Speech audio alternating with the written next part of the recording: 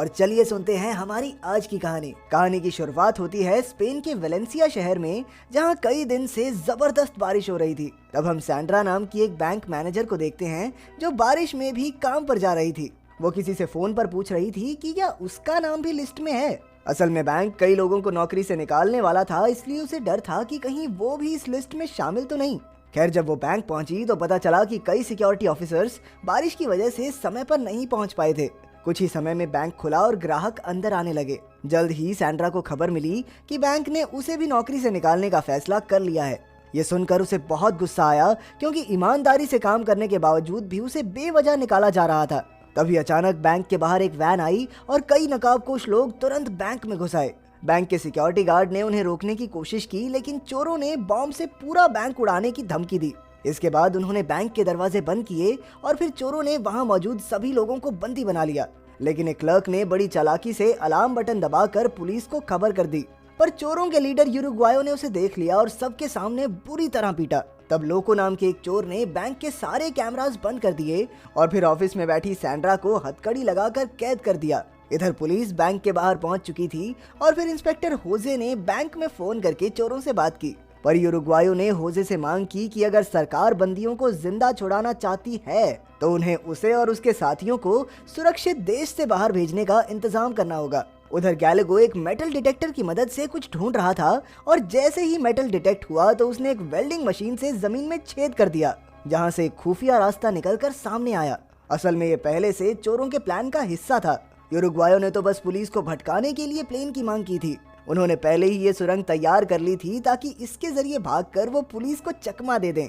लेकिन पिछले कुछ दिन से हो रही भारी बारिश की वजह से ये सुरंग पूरी तरह पानी से भर चुकी थी और अब बैंक लूटकर इस रास्ते से भागना तो लगभग नामुमकिन सा था। ये चोरों के लिए काफी बुरी खबर थी, क्योंकि उनके पास बाहर निकलने के लिए इसके अलावा कोई रास्ता नहीं था। इधर सैंड्रा उनकी बातें बड़ी गौर से सुन रही थी।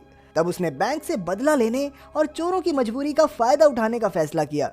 सैंड्रा ने चोरों से कहा कि वो उन्हें इस बैंक में मौजूद सबसे कीमती लॉकर का पता बता सकती है, ताकि उसे लूटकर चोर जल्दी से भाग सकें। लेकिन इस सब के बदले उसने कहा कि भाई देखो, थोड़ा शेयर तो मेरा भी बनता है। पहले तो गैलेगो को लगा कि ये सैंड्रा की कोई चाल है, लेकिन जब गोली की धमकी पर भी उसने अपना बयान नहीं बदला तो गैलेगो को उस पर यकीन हो गया।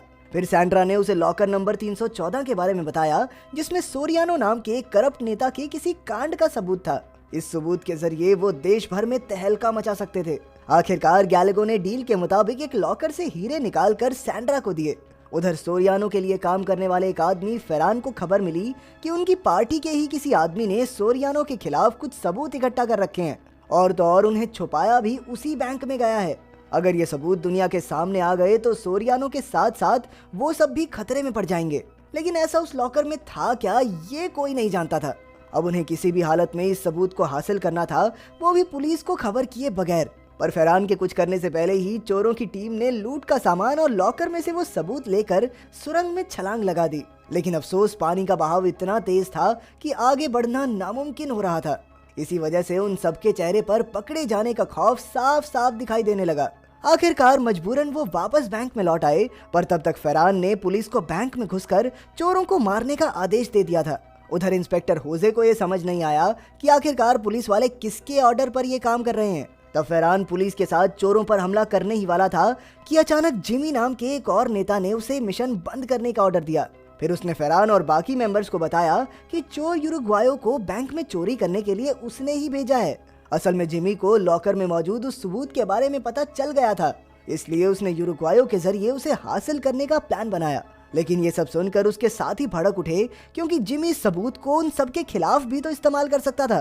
खैर, तब फैरान ने उन सबको समझाया कि भाई ये लड़ने का टाइम नहीं है, जल्दी से उस सबूत को हासिल करके तबाह करते हैं। इसलिए उन्होंने किसी ऐसे आदमी को ढूंढने का फैसला किया जो ये काम कर सके। वहीं बैंक में यूरुग्वायो को समझ नहीं आ रहा था कि यहाँ से बचकर जाएंगे कैसे। पर जब उसे पता चला कि गैलेगो ने लॉकर की जानकारी के बदले सैंड्रा को हीरे दिए थे, तो वो तुरंत सैंड्रा के पास पहुंचा। यूरुग्वायो ने उसे जान से मारने की धमकी देकर हीरे लौटाने को कहा, लेकिन तब तक सैंड्रा उन हीरों को निगल चुकी थी। वहीं दूसरी ओर लोको सबूत वाली हार्ड ड्राइव में मौजूद वीडियोस को देखने से खुद को रोक नहीं पाया और उसने एक कंप्यूटर पर हार्ड ड्राइव खोल दी। लेकिन गलत पासवर्ड डालने की वजह से उसी पल हार्ड ड्राइव में मौजूद सभी फाइल्स अपने आप डिलीट हो गई। उधर फेरान ने कर्नल मेलिजो को चोरों से वो हार्ड ड्राइव हासिल करने का काम दिया। जल्द ही मेलिजो पुलिस से छिपकर यूरुग्वायो से मिलने पहुंचा। उसने यूरुग्वायो से वादा किया कि अगर तुम मुझे हार्ड ड्राइव दे दोगे तो मैं तुम्हारी पूरी टीम को सुरक्षित बाहर निकलवा लूंगा। फिर उसने बैंक के बाहर तैनात पुलिस को भी अपनी स्पेशल फोर्स से बदल दिया ताकि किसी को भी उन पर शक न हो। उरुग्वायो के पास कोई और रास्ता भी नहीं था तो आखिरकार वो मान ही गया। पर कुछ देर बाद जब उसे पता चला कि लोगों की गलती की वजह से सबूत की सारी फाइल्स डिलीट हो गई तो वो गुस्से से तिलमिला उठा। खैर अब उनके पास मेलिजो की बात मानने के अलावा और कोई चारा भी नहीं था, इसीलिए वो प्लान के मुताबिक हार्ड ड्राइव को लेकर दरवाजे तक पहुंच गए। वहां मेलिजो की टीम के आदमी ही तैनात थे, लेकिन उन्हें देखकर लोगों को उन पर शक हो गया। वो समझ गया था कि मेलिजो उन सबको यहीं मारकर हार्ड ड्राइव हथियाना चाहता है। अचानक दोनों टीम्स में जबरदस्त गोलीबारी शुरू हो गई और आखिरकार चोरों को जान बचाकर वापस बैंक में लौटना पड़ा। यूरुग्वायो को मेलिजो की चाल पर बहुत गुस्सा आया, लेकिन मेलिजो ने कहा कि उनके पास अब खुद को पुलिस के हवाले करने के अलावा कोई रास्ता नहीं है। ये सब सुनकर यूरुग्वायो और गैलेगो काफी घबरा गए, क्योंकि ये उन सब की पहली डकैती थी और वो सब किसी न किसी मुसीबत के चलते ही ये काम कर रहे थे। पर तभी गैलेगो के दिमाग की बत्ती जली और उसने कहा कि हार्ड ड्राइव में से फाइल डिलीट हो गई हैं, ये हम जानते हैं, लेकिन कोई और तो नहीं जानता ना। इसी बात का फायदा उठाकर वो मेलिजो पर दबाव बनाकर यहाँ से निकल सकते हैं। जल्द ही उसने मेलिजो को फोन करके धमकी दी कि बेटा अगर आधे घंटे में तुमने मेरी टीम को बैंक से नहीं निकाला तो तेरे बॉस और उसकी पार्टी का सारा कच्चा चिट्ठा नेट पे चढ़ा दूंगा। यूरुग्वायो की धमकी सुनकर मेलिजो की हालत पतली हो गई। इधर इंस्पेक्टर होजे ने इनकी बातचीत में सोरियानो का नाम सुना तो उसने तुरंत अपने सीनियर्स को खबर कर दी। असल में सोरियानो वही नेता था जिसे कुछ साल पहले कत्ल के जुर्म में जेल होने वाली थी, लेकिन बाद में अचानक उसे बरी कर दिया गया था। लेकिन अब फाइनली ये खुलासा होता है कि सोरियानो ने अपनी ही पार्टी के खिलाफ सबूत इकट्ठा करके हार्ड ड्राइव में रखे हुए थे और इसी चक्कर में वो उनका दामाद बने बैठा था और कोई उसे छेड़ नहीं सकता था। इसी दबाव के चलते पार्टी ने उस पर एक्शन भी नहीं लिया और उसे जेल से भी रिहा करवाना पड़ा। इधर फेरान यूरुग्वायो से बात करने पहुंचा तो यूरुग्वायो ने उसे हार्ड ड्राइव की कोई भी वीडियो दिखाने से साफ इनकार कर दिया, जिससे फेरान समझ गया कि दाल में जरूर कुछ काला है। लेकिन जब तक हार्ड ड्राइव यूरुग्वायो के हाथ में थी तब तक मेलिजो कोई भी खतरा मोल लेने को तैयार नहीं था। उधर होजे ये पता लगाने में जुट गया कि आखिर नॉर्मल पुलिस वालों को स्पेशल फोर्सेस से किसने बदला, और तब जाकर उसे पता चला कि इसके पीछे मेलिजो का ही हाथ था। उधर मेलिजो ने चोरों को एयरपोर्ट ले जाने के लिए एक बस का इंतजाम किया, लेकिन असल में तो वो पूरी बस को बॉम्ब से उड़ाकर चोरों के साथ साथ हार्ड ड्राइव को भी नष्ट करने का प्लान था। पर गैलेगो मेलिजो से भी शातिर निकला।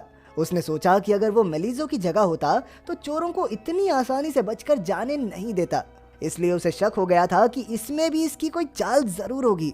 पर फिर उसने कहा कि जब तक उनके पास पार्टी के काले सच से भरी ये हार्ड ड्राइव है तब तक उनका कोई भी कुछ नहीं बिगाड़ सकता। हालांकि ये हार्ड ड्राइव खाली थी, लेकिन फिर भी वो इसके जरिए पार्टी को ब्लैकमेल कर रहे थे। इसी दौरान फेरान को अपने जासूसों से खबर मिली कि यूरुग्वायो ने तो सबको बेवकूफ बनाया है, क्योंकि असल में अब हार्ड ड्राइव में कुछ है ही नहीं। पर वो ये बात भूल गया कि होजे भी वहीं मौजूद था। अब होजे ने फटाफट ये खबर अपने ऑफिसर्स को दे दी और इधर इतनी बड़ी गलती करने पर मेलिजो फेरान पर भड़क गया। पर अब वो कुछ नहीं कर सकते थे, क्योंकि तब तक सारे चोर बैंक से निकलकर बस की ओर चल पड़े थे और अब बस कुछ ही देर में धमाका होने वाला था। लेकिन फिर ये खुलासा होता है कि असल में वो चोर नहीं बल्कि आम लोग थे, जिन्हें चोरों ने अपने कपड़े पहनाकर बस की ओर भेजा था। चोर तो अपनी लूट का माल लेकर एक बार फिर से सुरंग के रास्ते निकल पड़े थे। खुशकिस्मती से बारिश रुकने की वजह से सुरंग का पानी कम हो गया और आखिरकार वो सब तैरकर सुरंग पार कर गए। जब तक मेलिजो की टीम उन्हें पकड़ने बैंक तक पहुंची तब तक वो सब कपड़े बदलकर रेलवे स्टेशन तक पहुंच चुके थे। इसी दौरान मेलिजो और फेरान को खबर मिली कि उनकी पार्टी की काली करतूतों की बात देश भर में फैल चुकी है। असल में इंस्पेक्टर होसे ने मीडिया को खबर कर दी थी कि जिमी, फेरान और मेलिजो ने किसी खास हार्ड ड्राइव को हथियाने के लिए बैंक में डकैती को अंजाम दिया। वहीं दूसरी ओर यूरुग्वायो, गैलेगो और उनके बाकी साथी सुरक्षित अपने अपने रास्ते पर निकल गए। अब उन्हें किसी बात का कोई डर नहीं था, क्योंकि वो जानते थे कि जब तक उनके पास वो हार्ड ड्राइव है तब तक कोई भी उनका कुछ नहीं बिगाड़ सकता। वहीं दूसरी ओर मेलिजो, फेरान और बाकी पार्टी मेंबर्स काफी बड़ी मुसीबत में